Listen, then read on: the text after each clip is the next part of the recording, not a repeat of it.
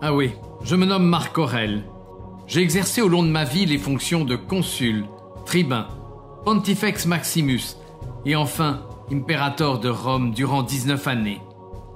Je naquis en 121 et comme le veut la règle romaine, je fus adopté en tant que successeur par les empereurs Hadrien puis Antonin le Pieux.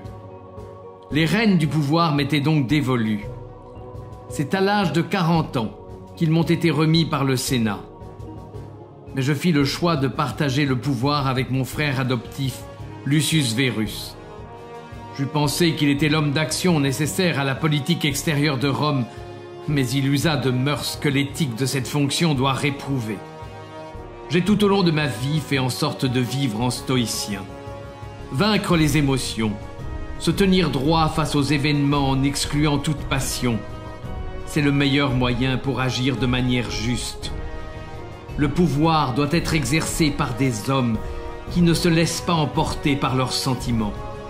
Accepter ce qui ne dépend pas de nous et nous abstenir des vices et passions qui nous y exposent.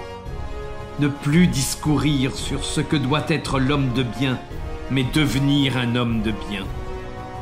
Lorsque je pris la succession d'Antonin le Pieux, l'Empire romain était vaste, riche et puissant.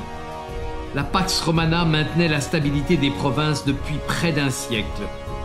Cependant, il est des périodes dans l'histoire où les nations et les empires sont érodés par le temps.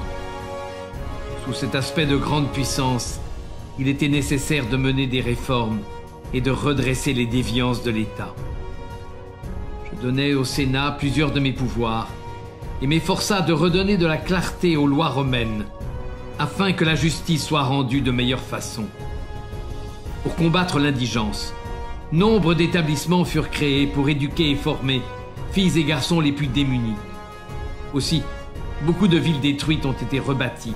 C'est le cas de Carthage, Éphèse, Nicomédie et tant d'autres. J'ai veillé en tant que détenteur du pouvoir à combattre la désunion de l'Empire, qu'elle provienne des peuplades ennemies ou bien de certaines factions exaltées. Malgré la Pax Romana, les guerres furent nombreuses.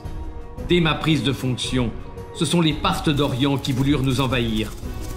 Ensuite, ce fut le tour des peuplades germaniques, avec les Quads et les Marcomannes qui réalisèrent des incursions jusqu'en Italie.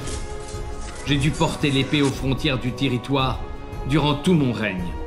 Heureusement, la tactique militaire romaine sauva l'Empire à de nombreuses reprises. Comprenez que rien ne pourra jamais salir un comportement exemplaire.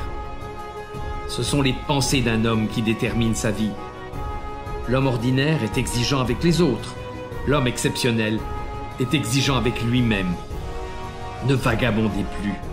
La perfection du caractère consiste à passer chaque journée comme si c'était la dernière, à éviter l'agitation, la torpeur et l'hypocrisie. Ce sont les pensées d'un homme qui déterminent sa vie.